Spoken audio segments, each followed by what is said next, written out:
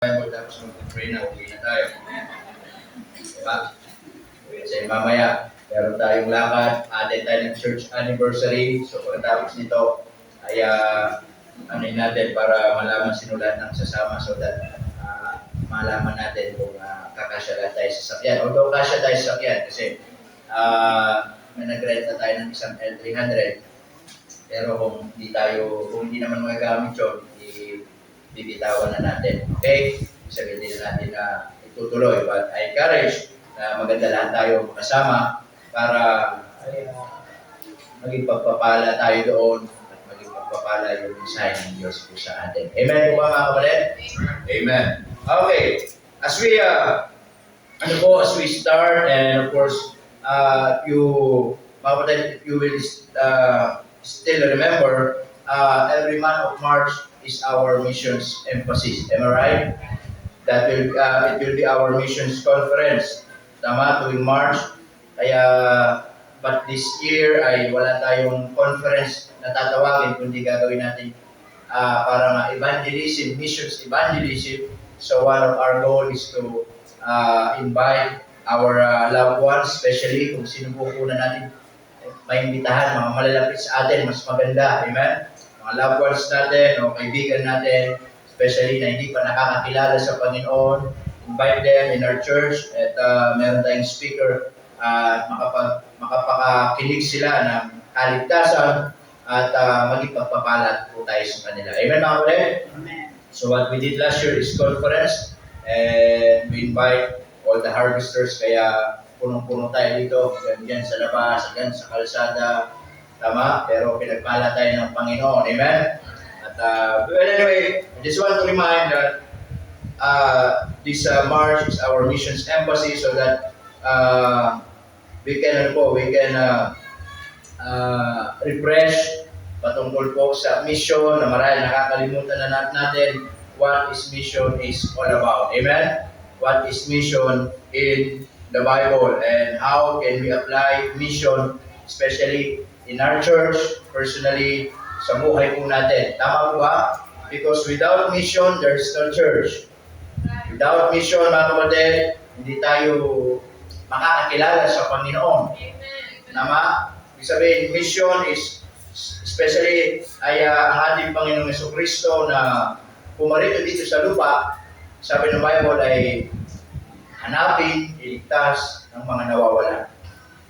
Amen po ba mga kapatid? Amen. And then, bago siya umalis, sabi ng Bible, buksan po natin Matthew chapter 28 and verse 16.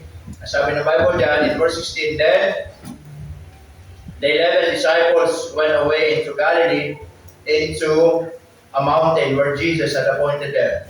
In verse 17, And when they saw him, they worshipped him, but ano sabi? Some doubted. And Jesus came and spake unto them, saying, All power is given unto me in heaven and in earth. Go ye therefore and teach all nations, baptizing them in the name of the Father, and of the Son, and of the Holy Ghost, teaching them to observe all things whatsoever I have commanded you. And lo, I am with you always, even unto the end of the world. Amen. Tayo mag-pray. Panginoon, salamat po ng marami. Salamat po sa umaga nito sa pagkabasa ng iyong salita. Tulungan niyo po kami. Bigyan niyo po kami, Panginoon, ng karunungan. Maunawaan po namin ang aming pag-aaral ngayong umaga. Muli, kayo po aming mahitaas at makapapulihan sa umaga nito, Panginoon. Mangusap po kayo, especially sa mga miyembro na kung ano pong mission. Na minsan, marahil nakakalimutan namin, nakakaligtan namin, napapabayaan po namin, Lord. Ito po ang buhay ng iglesia. Ito po ang reason kung bakit kami nandito, Panginoon. Kaya kung meron na pong isang bagay na hindi namin dapat mapabayaan, kundi ang patungkol po sa gawain pagmimisyon. Palayan po kami sa pangalan ni Jesus. Amen. Give it now. Take your seat. Okay. Dito po, makikita natin na ang ating Panginoong Jesucristo, bago siya umakyat sa langit, siya po ay nagbili ng isang napakahalagang bilin sa lahat ng bilin. Tama po ba mga kapatid? At kung tayo po ay magbibilin, wala naman po siguro magbibilin ng hindi importante. alis tayo ng bahay, kung magbibilin tayo sa ating mga anak, ay isang bagay na mahalaga. Tama po ba? Kung minsan, sasabihin natin na, anak, make sure, pag-aalis ako, bilin ko sa'yo yung pinto, yung gate ay isara. Tama po ba mga kapatid? Ang problema, hindi na makalabas. Yung susi, dinala. Diba? Hindi na makalabas yung nasa loob, dinala yung susi. Sasabihin, make sure yung mga gripo sarado. Lalo na yung tangke ng gasolina o yung gas, yung tangke, yung gasol ay sarado. Tama? Ibig sabihin, walang nagbibili ng hindi mahalaga. Meron ba nagbibili ng hindi importante? Sasabihin, anak, paglabas ko, kahit sino, papasukin mo. Anak, pag umalis ako, buksan mo yung gripo, tapos pabayaan mo na lang. Wala naman po sigurong ganun. Tama? Ibig sabihin, kung tayo ay alis, magbibilin tayo ng importante at mahalaga. At yung importante na yon ay lagi nating in-emphasize na maintindihan nila yung bilin natin. Kaya minsan, di ba, lagi natin sinasabi, o na, naiintindihan mo ba? Di po ba? O na, yung sinabi ko, yung bilin ko sa'yo, naunawaan mo ba? Naunawaan mo ba? Kahit hindi niya naunawaan, lagi madalas sagot, opo. Ganyan naman, di ba? Kahit hindi nila naintindihan, sasagot na lang nila, opo. Di ba? Now, sa ating pong binasa, ang Panginoon ay, bago siya bumalik sa langit, siya po ay nagbili ng isang napaka-importanting bagay sa buhay ng mga alagad at sa mga mananampalataya. Ano po yun?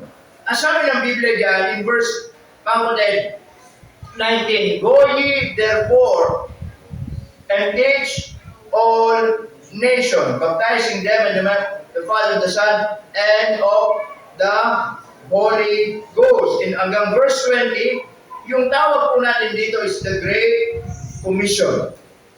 Yung dakilang tagubilin ng ating Panginoong Jesucristo. Amen po ba mga kapatid? And we as a church, mga kapatid, this is the main thing, or the main thing of the main things in our church is the Great Commission.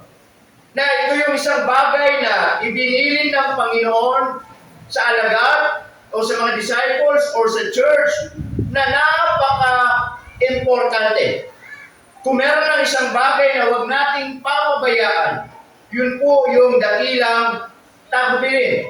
At yung dakilang tagubilin na yun ay napakasimple mga kapatid, kundi ipangaral, ipakilala ang Ebanghelyo sa lahat ng dako ng mundo, sa lahat ng mga tao, that especially na hindi pa nakakakilala sa ating Panginoong Jesucristo. Amen po ba mga kapatid? At yan po yung, ang tawag natin is the Great Commission or Mission. Kaya po sa church natin, meron tayong missions emphasis or missions conference for how many years? Ginagawa po natin for us to be challenged na huwag natin makalimutan, for us na magawa natin dahil hanggang bumalik ang ating Panginoong Jesucristo, yan po ang isang bagay na ipagbibigay sulit ng iglesia. Amen mga kapatid? Yes, it is a good thing that we have so many activities in our church. Amen? It is a good thing na marami tayong programa sa church. It is a good thing na marami tayong mga inisip na event sa church. Pero kapag ang gawaing misyon ay nakakaligtaan natin at hindi na natin napapriority sa church natin, then there is something wrong in our church. May problema sa church. Amen po mga kapatid? At ang mission ang pinaka-importante mga kapatid. Kaya sabi ng Bible dito in verse 16, then the disciples, 11 disciples, amen? Wala na si Judas, and went away to Galilee to mountain, and when Jesus had appointed them, and when they saw him, anong sabi ng Biblia? They worshiped him. Sinamba nila ang ating Panginoong Jesucristo nung magpakita ang Panginoon sa kanila doon sa bundok. But sabi ng Bible, but some, ano sabi? Doubted. Yung iba, naniniwala, yung iba, sumamba, yung iba, nagdududa. Amen mga kapatid? Na minsan, marami mga mananampalataya, mga kapatid, were like some of the disciples na tayo sumasamba, yung iba naman, nagdududa. Amen po ba? Can I ask you this morning mga kapatid, when we talk about mission, nagdududa ka ba sa pinag-usapan ng gawaing mission? Sabi ng Bible in verse 18, and Jesus came and he spake unto them, saying, all power. Sabi niya, some doubted. Kung nagdududa yung iba, kaya sabi ng Panginoon, bakit kayo nagdududa? Sabi niya, all power is given unto me in heaven and in earth. Lahat ng kapamahalaan, lahat ng kapangyarihan, all the authority, all power, all authority is given unto me. Sabi niya, in heaven and in earth. So I have the rights to command you, to send you, to go ye therefore and teach all nations. Amen mga kapatid? Bakit mahalaga ang gawaing mission mga kapatid? Number one, the Great Commission is from God. Ang dakilang tagubilin mga kapatid, yan po ay hindi po galing sa pastor. Yan po ay hindi po galing sa tao. Yan po ay galing sa Panginoon mismo. Kaya sabi ng Biblia, go ye therefore. Amen mga kapatid? And teach all nations. Yan ay utos mismo ng ating Panginoong Jesucristo. Kasi nga po, when Jesus, mga kapatid, ay nandito siya sa mundong ibabaw, siya yung, literally, siya yung nangangaral. Siya yung nagpapakita ng mga himala. Siya yung nagliligtas ng mga tao. Siya yung nagiging liwanag ng sanlibutan. But when Jesus, mga kapatid, ay nandun na po sa langit, ang sabi ng Biblia, yung mga anak ng Diyos ngayon, sila ngayon yung magpapalaganap ng Ebanghelyo ng ating pong Panginoong Jesucristo. Amen po ba? Nanaunawan niyo po mga kapatid? The Great Commission is from God. Hindi po ito utos ng sinuman. Ito ay utos ng ating pong Panginoong Jesucristo. And sabi ng Bible yan, go. Go means God's order. Ye, therefore, ye. It means you, ikaw. Amen po ba mga kapatid? Therefore, and teach all nations, baptizing them in the name of the Father, and of the Son, and of the Holy Ghost, and teaching them to observe all things whatsoever I have commanded you. And lo, I am with you always, even, ano sabi niya? Unto the end of the world. Amen? Sinabi po ng Panginoon sa atin ngayong umaga na ang dakilang tagubilin, yan po ay galing mismo sa Diyos. Amen? Amen? At kung yan ay galing sa Diyos, hindi ba natin susundin? Kung yan po ay galing mismo sa ating pong Panginoong Jesucristo, hindi ba natin pakikinggan? Kung siya ang nagbigay ng dakilang tagubilin, papabayaan na lang po ba natin? Hindi po ba natin susundin at gagawin ang kanyang sinabi? Amen mga kapatid?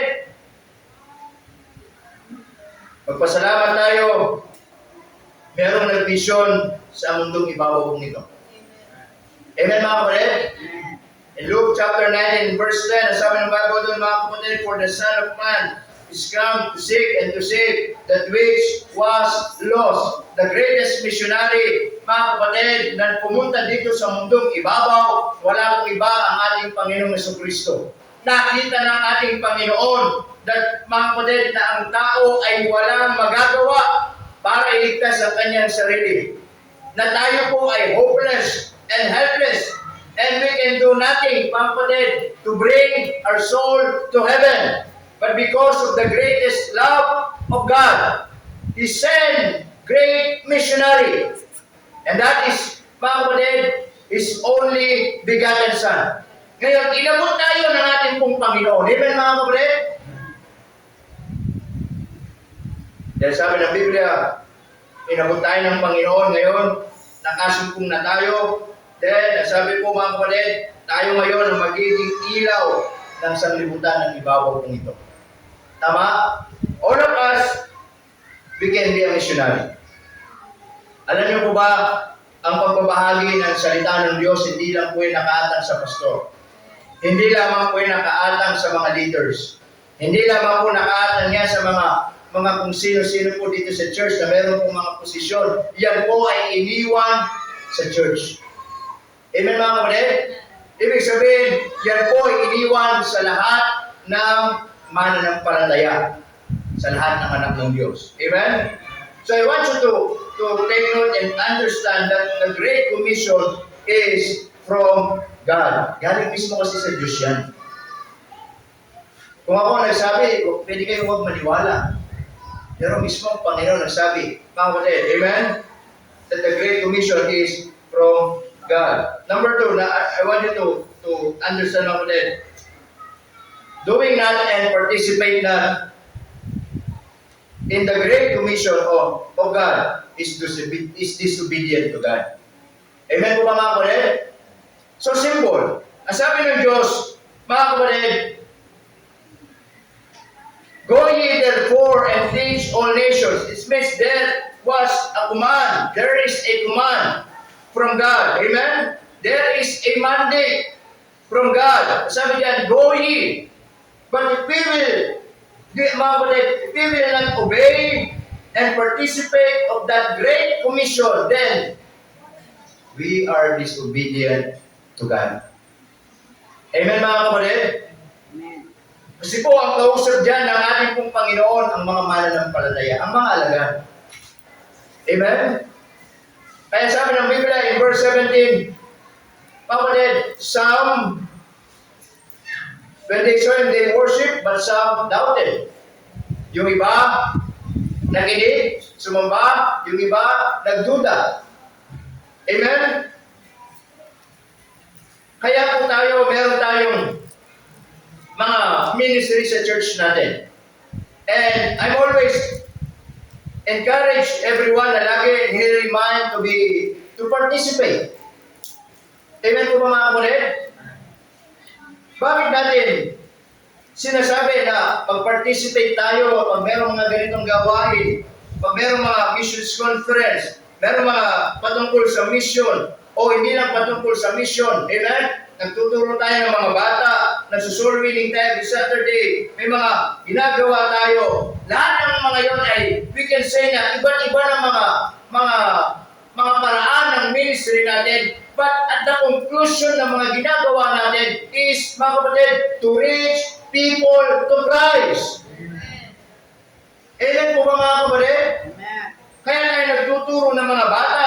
Amen? Kahit sa mga bata, we can say, there is no benefits on them. Wala naman tayong mapapakinabangan sa mga bata. Amen po ba? Tayo ang laging labas ng labas. May mga nagsasacrifice. Tama, laging nag-i-invest. Pero kahit bata yan, mga kapatid, ang goal natin, yung mga bata na yon ay makakilala sa Panginoon. And that is mission. Amen po mga kapatid? Kaya naman yung mga ginagawa natin sa church, lagi ko sinasabi, let's participate so that we can be, mga kapatid, obedient to God. Kasi kung hindi tayo magpa-participate, we are disobedient to God. Amen mga kapatid? That's why we are trying our best to reach, mga kapatid, people. Amen? Tama po ba? Kaya lagi natin sinasabi, especially, meron tayong mission fund sa church natin. Amen? And I'm always telling na nagpapasalamat tayo sa Diyos sa mga nagpapatuloy at to be honest, mas maraming hindi nag-involve. Yun ang sabi ng Bible. In verse 17, they worship Him, but some doubted. Maraming iba hindi nag-involve, baka nagdududa.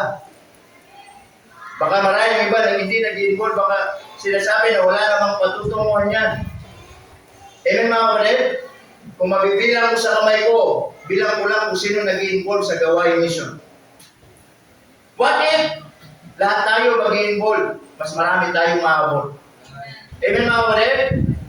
Meron tayong mga, we have a missionary that we supported from our church. Meron tayong mga sinusuportahan. Monthly basis. Amen po ba mga kapatid? Amen. Salamat naman sa Diyos. Ay sa biyaya niya ay minsan nalilate ang ating support sa kanila pero pinipilit natin ibigay ang support nila. You know why? Because that is our commitment to them. Malit lang naman eh. 500 pesos a month sa mga pastor. Ilang mga pastor. Pastor, ano ba mapapala natin sa mga kakasupport natin sa mga yan? Meron tayong mapapala mga kapatid. Amen mga kapatid? Na doon kung saan sila tinawag ng Diyos at meron mga kaluluwang mga naliligtas doon, then meron tayong credit. Meron tayong part. Amen mga kapatid? And then what I'm telling you mga kapatid, at yung nag-i-involve, yung nagpa-participate, they are obedient to God and the Lord will bless them.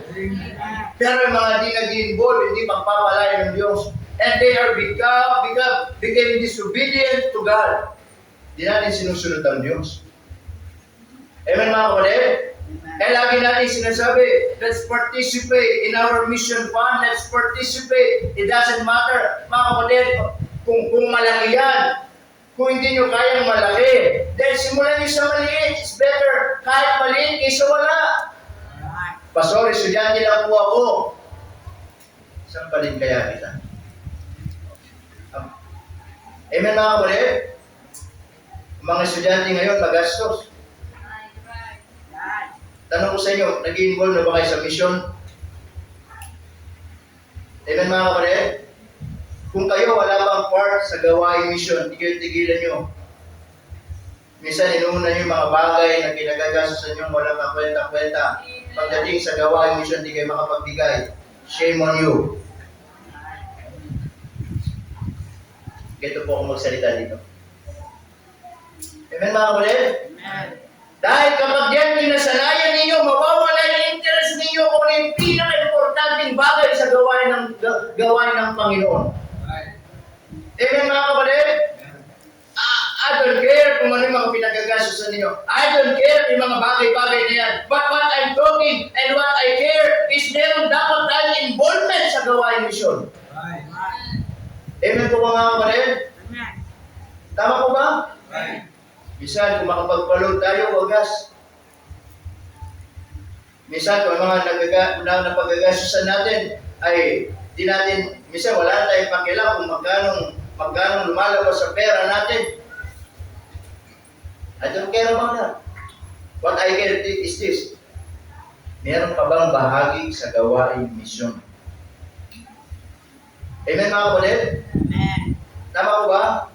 Kaya lang sinasabi mga kapatid, huwag niyong itahilan, estudyante lamang po ako, hindi ako makakapag-involve, hindi po. Sa baon ninyo, turuan yung sarili niyo, kahit 5 piso, hindi niyo kayang gawin. Amen po ba mga kapatid? Amen. Hindi niyo ba kayang gawin? Basta 5 pesos lang. Bakit sinabi ba ng Diyos na bawal ang 5 pesos? Sinabi ko bang hindi pwede, dapat minimum 500? Amen mga kapatid? Amen.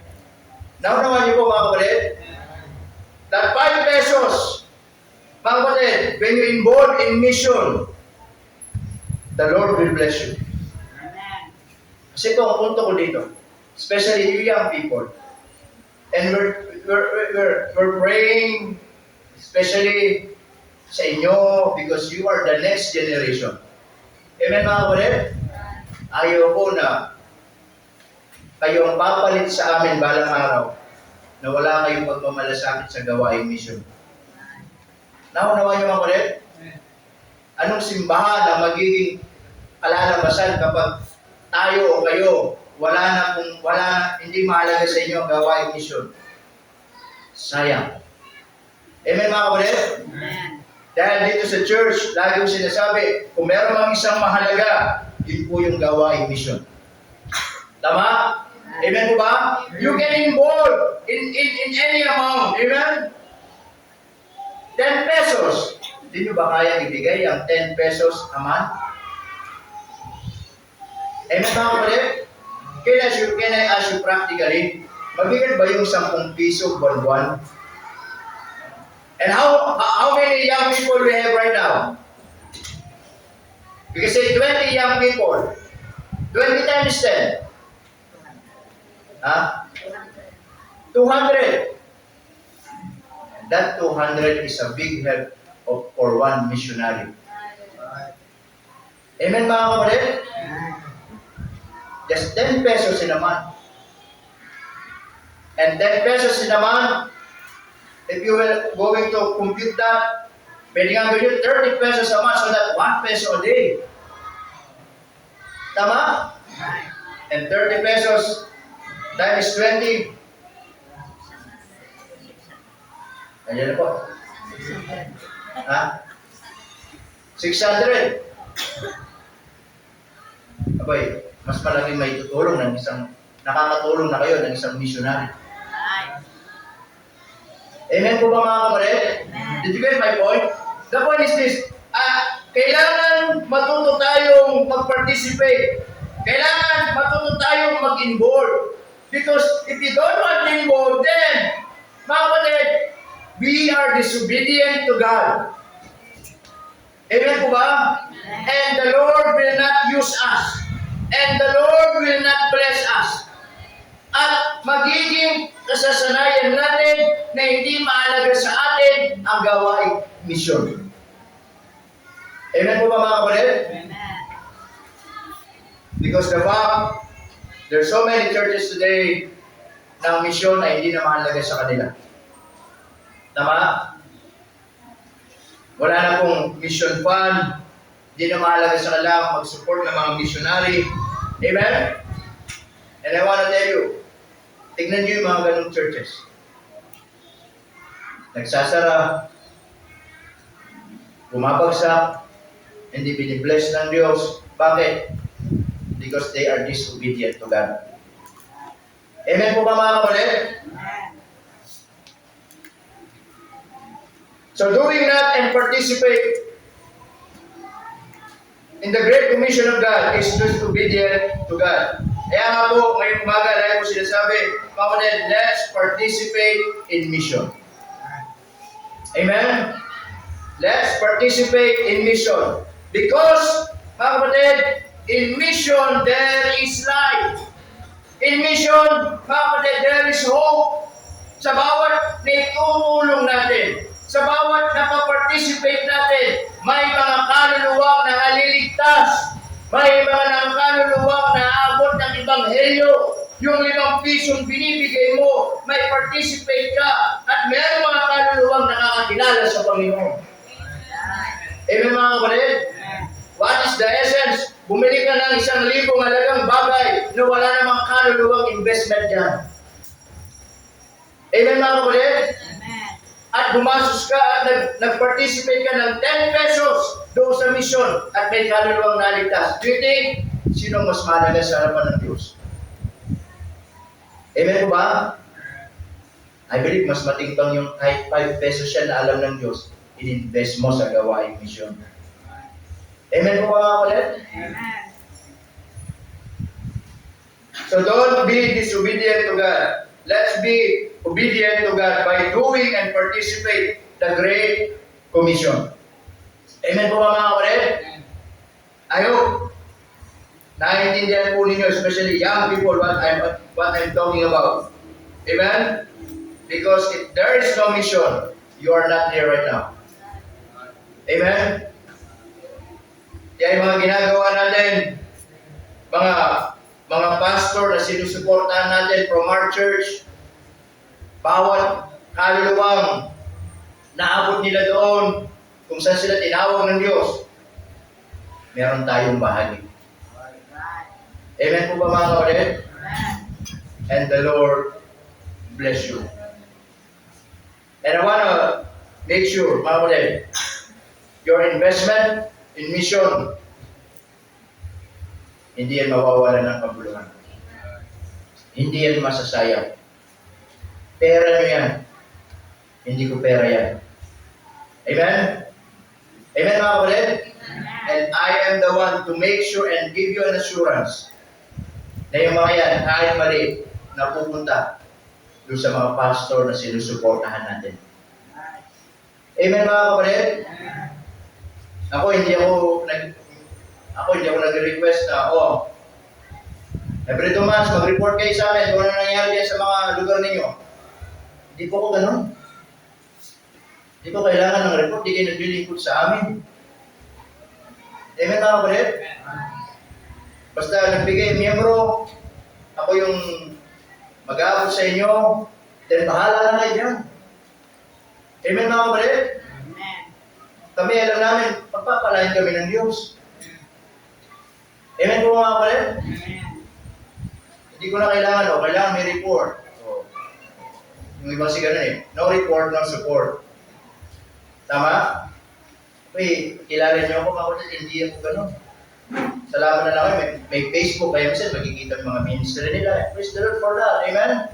Hindi natin kailangan ng gano'n, mga kapatid. That will be their personal accountability to God. Amen, mga kapatid? The point, what is my pointing, mga kapatid, is hindi nasasayang ang involvement ninyo sa gawaing misyon. Right. Amen? Amen. May mga nagbibigay ng ganitong amount. Tama? Yung iba nakita ko, 50, 20, may 1,000 naman, may 500. Hindi nasasayang yung mga yan. Kahit bilang ko na lang kayo kung sino kayo, pagpapalayan kayo ng Diyos. Amen. Ang sinasabi ko, yung mas maraming hindi nag-involve, mag-involve kayo. Because if you're not involved, you are disobedient to God. Amen mga kapatid? Mas masarap mag-invest, mga kapatid, sa mga kaluluwang pwedeng maligtas. Amen po ba mga kapatid? Amen.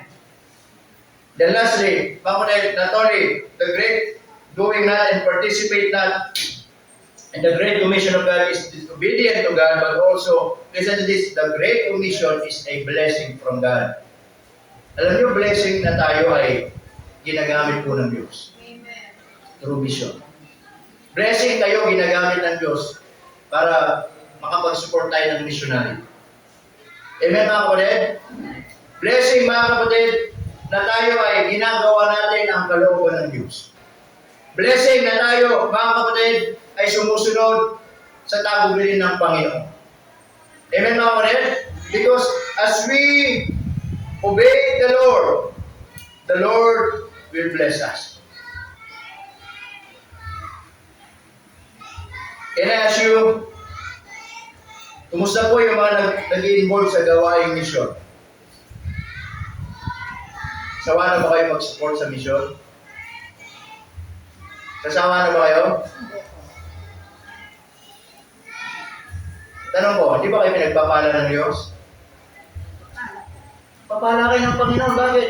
Because we are obeying the Lord.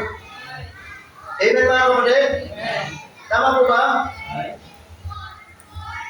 And to be a part, mga kapatid, and to participate is a blessing from God. How much more kung ang buhay mismo natin ay maging pagpapala sa buhay ng ibang tao.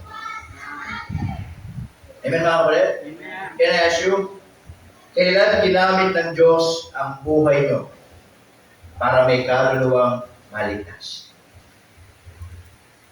Amen po ba? Kailan ginamit ng Diyos ang buhay nyo, ang buhay mo, upang sa ganoon may kaluluwang makakilala sa Panginoon? Amen po ba? Dahil naniniwala po ako mga kapatid, yes, maybe wala tayong may bigay marahil, pero as I said, walang dahilan para hindi tayo mag-participate. You know why? Your life can be used by God. Yung buhay mo mismo pwedeng maging daluyan ng pagpapala para yung great commission ay ma-fulfill through your life. Ay meron mga kaluluwang babahagi na ng salita ng Diyos. Kailan ka huling nagbahagi ng salita ng Diyos? Kailan ka huling, mga kapatid, may nag-usap at sinabi mo, ikaw ay makasalanan, kailangan mo ang Panginoon, kaya mahal ka ng Diyos. Amen mga kapatid?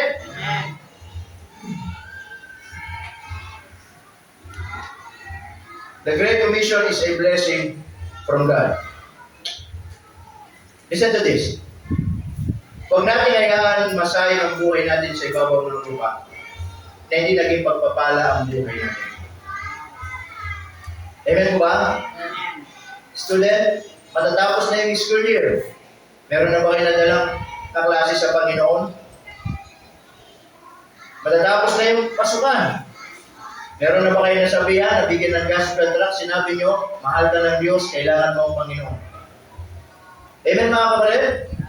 Sa bawat isa sa atin, kahit nasa bahay, meron na ba tayong mga kapitbahay, laging kakwentuhan, kachismisan, o ano man yan. Amen mga kapatid? Na nasabihan, mahal ka ng Diyos, kailangan mo ang Panginoon. Amen po ba? And if we are going to do that, mga kapatid, hindi ba nakakatuwa na yung buhay natin ay naging daluyan ng pagpapala. Amen po ba mga kapatid? Amen. Na naging pagpapala yan, mga kapatid, sa buhay ng iba that because of your life, yung taong walang pag-asa, nagkaroon ng pag-asa. That because of your simple life, yung taong papuntang impyerno ngayon papuntang langit. Amen. Amen mga kapatid? That because of your life, yung taong wala nang ayaw ng pangarap ngayon punong-puno na ng pangarap. Because of your life, yung taong sira ang buhay ngayon, pwede maging maayos ang buhay. Amen mga kapatid? Amen. Hindi yan magic mga kapatid. Yung buhay mo pwedeng gamitin ng Panginoon. Kahit nasa trabaho, kahit nasa eskwela, kahit nasa bahay. Amen? So that we can really feel that the Great Commission is a blessing from God. And why it's a blessing? Because sino tayo para maging pagpapala ang buhay natin? Sino tayo para tayo ay gamitin ng Diyos? Amen mga kapatid? Hindi ba napakasarap mabuhay sa mundong ito na alam natin na yung buhay natin ay naging daluyan ng pagpapala sa buhay ng ibang tao, especially through sharing through the Word of God. Amen. Amen mga kapatid? Amen. Na mabuhay ang minsan sa ibabaw ng lupa. Na alam mo, meron kang isang taong naging maayos ang buhay, na bagong direksyon, nagkaroon ng bagong pangarap dahil sa buhay mo. Di ba masaya? Di ba masarap ng pakiramdam na gano'n? Amen po ba mga kapatid? Tama po ba? Ako, nagpapasalamat ako sa Panginoon na ginamit ako ng Panginoon na si Brother Excel yung asawa nito ay talagang babaero talaga. Pogi. Di ba? Kung Bible study kami lagi tulog-tulugan. Sabi ko, sana huwag na magising. Lagi yun, tuwing Sabado ng gabi. Doon pa po sila nakatira sa, sabi daw, sarili, mahirap pool pa lang sila nun eh. Sarili pa lang sila nakatira sa may, ngayon, cannot be rich. Dahil lagi, Bible study. Dahil natutuwa ako kasi nakita ko yung pagbabago ng Panginoon. Amen. Amen? Amen. Ay kabay, kung wala ang Panginoon, abay, matagal na nag-iwalay itong mag-asawa, mga sira ng mga buhay ng mga di ba? Pero, because of the gospel of the Lord Jesus Christ, and some instance that was happened that time, na merong isang nangyari hindi maganda, na ginamit din ng Panginoon. Amen mga kapatid? Amen. Then nung gabi na, lala ko, sinira ko yung salita ng Diyos, pray kami. Kinabukasan, katulad ng, diba? Ano sabi? Magsimba na tayo. Nagyakag magsimba. Then mula nun, tuloy-tuloy hanggang ngayon. Amen mga kapatid. The point is this, hindi ba nakakatuwa na minsan meron kang alam na tao that because of your life, ginamit ng Diyos yung buhay mo sa Kanya. Amen. Could you imagine, kung hindi dahil sa buhay mo, ano kayong buhay meron siya ngayon? Tama? Kundi dahil sa salita ng Diyos na dahil ginamit yung buhay mo, anong klaseng pamilya siya meron ngayon? Tama ako, hindi ako nagbabago. Ang punto ko dito, hindi ba nakakatuwa na yung buhay natin, true mission, maging dalawin ng pagpapala? Amen. Amen mga kapatid? Amen po ba? Kaya yan ang maganda maging prayer natin mga kapatid. That Lord, before I die, bago ako mamatay, bago ako mawala, gusto ko yung buhay ko ay mayroong mabagong buhay through my life. Amen mga kapatid? Amen. Hindi lang yung sabihin mo sa pamagitan ng buhay ko, maging mayaman nito, magkaroon ng sasakyan nito, magkaroon ng magandang bahay ito. Hindi lang yun. It's more than on that. Lord, through my life, gusto ko yung tao na to pupunta sa impyerno, pero gusto ko gamitin mo ko itong tao nito makatiyak ng langit. Amen. Higit pa yun sa naging mayaman siya dito sa ibabaw ng lupa. Amen. Amen mga kapatid? Amen. You know what, church? That is the great blessing that we can consider mga kapatid. Amen? Because the Great Commission is a blessing from God. It's a blessing because ikaw ngayon ang gustong gamitin ng Panginoon. Hindi na bababa ang mga alagad. Hindi na bababa ang Panginoon para mag-soul winning, para mag-share ng gospel. Hindi po. Ikaw ngayon ang pwedeng gamitin ng Panginoon. Amen? Amen. Tama po ba? Right. So, ang tanong ngayong umaga, anong gagawin natin? Katulad ng verse 17. Yung iba, naniwala, sumamba. Yung iba, ayaw maniwala at nagduda. Listen to this. Kung ang Diyos ang gagawa sa buhay mo, sa pamamagitan ng buhay mo, huwag mong pagdudahan. Right. Amen mga kapatid?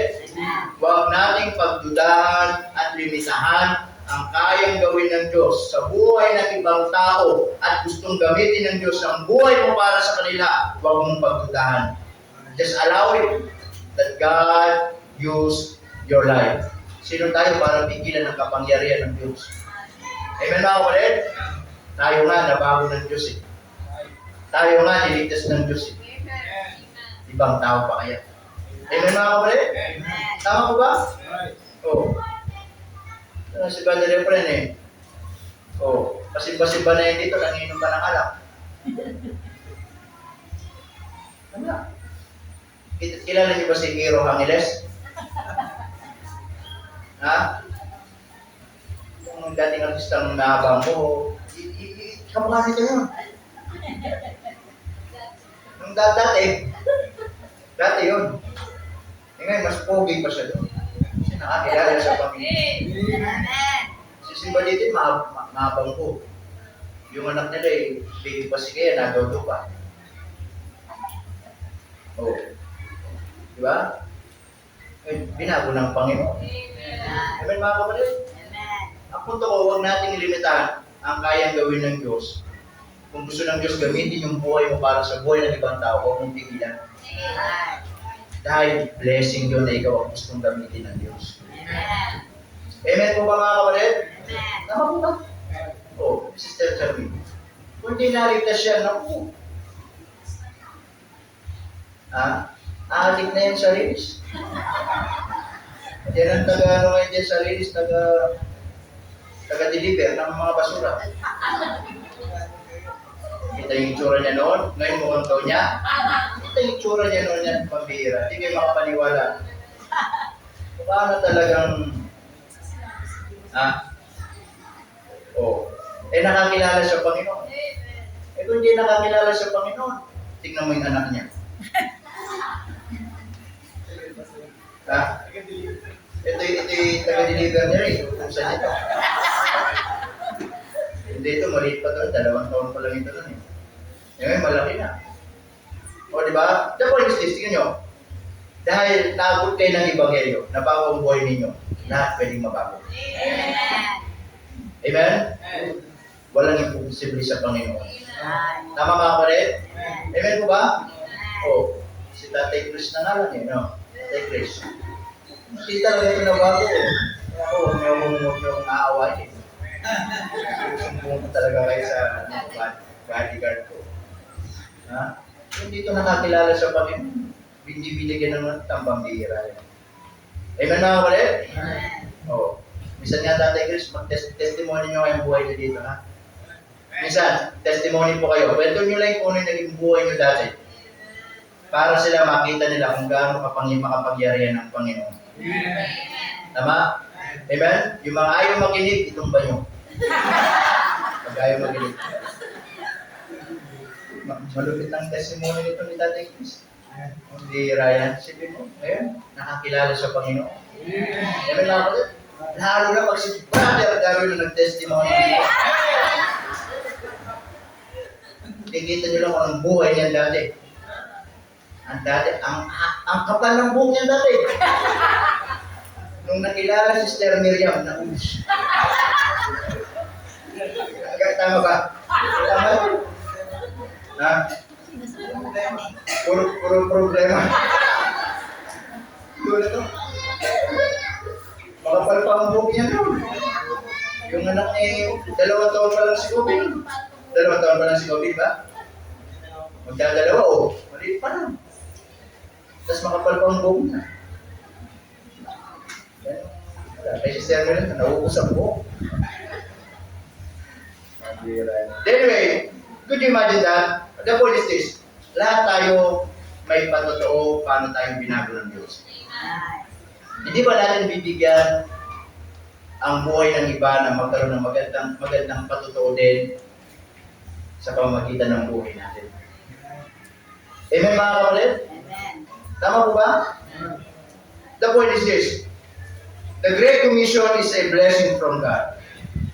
Lalong-lalo na magiging blessing ito kung ikaw ang gamitin ng Panginoon. Amen? Gusto ng Diyos gamitin yung buhay mo, huwag mong tigilan. Blessing yan na ikaw gustong gamitin ng Panginoon. Amen po ba mga kapatid? Tama? O, si Tatay Ben nga lang. Kung hindi ko pa pinagtyagaan to, nasagasana ng tren ito. Kung naman susunduin mo na magsimba, maghihintay ka ng matagal. Ano sasabi Tatay Ben? Wala po akong sapatos. Susunduin mo na naman. Sasabihin, wala yung sintas. Daming dahilan. Oh. Kung hindi pa nabangga si Nanay Carmela, nabangga. Tama dyan, saan kayo nabangga sa may Jollibee banda, di ba? O, tama na, pagkabangga sa Jollibee, tumila ko ng pagtapat, JB na. Direct talaga eh. Kaya pag-gising niya, nasa JP na. Oh. Inito naman yung jeep driver. Kasi Nanay Carmen, may mga lakal ba yung buhay niya nung nakilala namin. O, di ba? Pagbangga, nasa JP, binisita na. Si Tatay Ben. Ang gulgul ng hugol. Umiyak si Tatay Ben. Hindi ko lang kung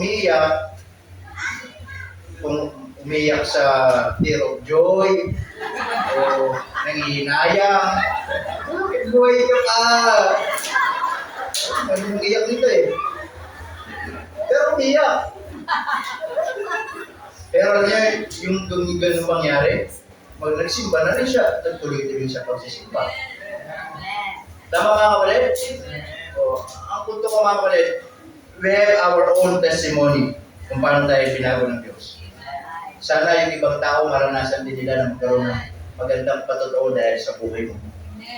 Amen? At yan ang maging prayer natin, Lord, before I die, gusto ko yung buhay ko maging pagpapala sa buhay ng iba. It's not about material things to become a blessing to them.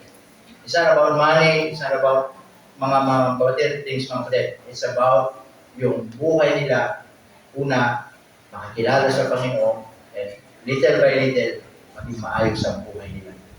Amen po ba mga kapatid? Tama po ba? Kaya salamat po sa Panginoon. Amen? So that we can feel and we can really say that the Great Commission is a blessing. Yes, it is a blessing. Amen? Na maging participate tayo, mag-involve, and how much more, yung buhay mo mismo, gamitin ng Panginoon. Amen? Kailan huling ginamit ng Diyos ang buhay mo para sa iba? Kung hindi pa, it's not too late. Panginoon, habang malakas ako, gamitin mo yung buhay ko. Panginoon, habang may resources ako, gamitin mo yung resources ko. Panginoon, habang meron pa kaming pagkakataon, gamitin mo yung buhay ko. So that someone, mga kapatid, or somebody na pwedeng makakilala sa iyo, magbagong buhay through my life. Amen mga kapatid? And that is the Great Commission. Again, mga kapatid, before we finish, sabi ng Panginoon, go ye therefore. The point, ang Panginoon ay nagtagubilin ng importanteng tagubilin. Amen? Now we, as a church, huwag nating baliwalain. Amen mga kapatid? Huwag nating baliwalain. Kasi yung Ebanghelyo ng Panginoon, yun lang yung pwedeng magligtas sa buhay ng tao. Na ikaw ay makatiyak o ang tao ay makatiyak na kapag namatay siya, alam niya, sa langit siya pupunta. Amen mga kapatid? At kung hindi mo tiyak, pwede mo matiyak. Amen? At kung hindi nila tiyak, pwede nilang matiyak. Pwede gamitin ng Diyos ang buhay mo. Amen? Dahil kung natin tumayo, dahil manalangin, dakila namin Diyos na banal at makapangyarihan po sa lahat. Panginoon, maraming pong salamat sa umaga nito na ipinagkaloob po sa amin. We thank you for this opportunity that we can study your word and napaalalahanan kami about mission. Na salamat una sa Panginoon kung wala ang aming Panginoon Kristo na nag-mission dito sa lupa. Hindi kami maabutan ng Ebanghelyo. Now, here we are right now. We're saved, going to heaven, enjoying our life, serving you, Lord. Pero ang pinaka-purpose nyo, gamitin nyo kami. Ang buhay namin, through mission, maging pagpapala sa buhay din ng ibang tao. Panginoon, pagpalain niyo po ang aming pong pananalangin ngayong umaga at mausap kumilos sa inyong mga anak ngayong umaga nito. Habang ating mga ulo nakatungo, ating mga mata ay nakapigit, marahil ang salita po ng Diyos ngayong umaga ay nangusap po sa atin at nais po natin lumapit sa dalawang unahan ngayong umaga nito para manalangin.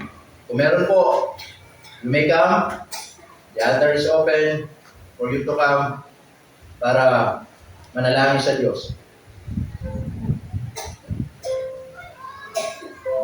Ang mission ay important. Yes, sa church natin, marami tayong event, marami tayong iniisip na programa, marami tayong activities. Those things are good. But if you will neglect the very important thing that the Lord Jesus Christ commanded us, then hindi tayo nagiging masunurin sa Kanya. Sabi ng Panginoon, umayo kayo at ipangaral ang aking Ebanghelyo. Kaya po, mission, the Great Commission is a blessing from God.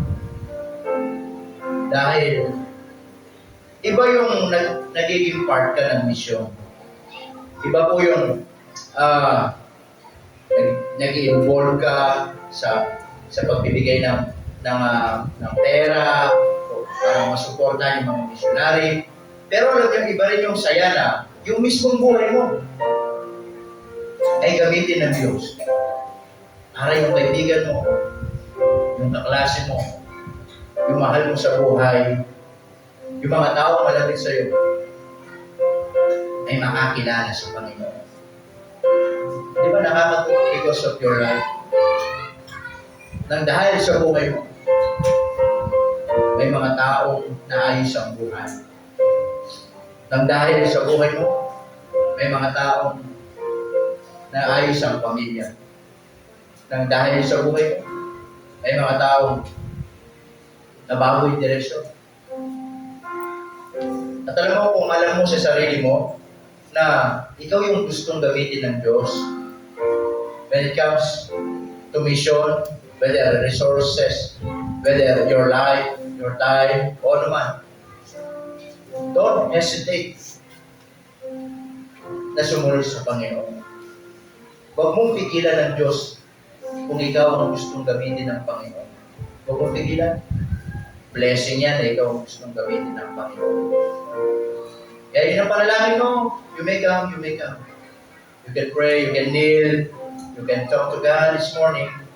and make a commitment to the Lord ngayong umaga nito. Meron po ba? Sige. Salamat sa Diyos, naligtas tayo.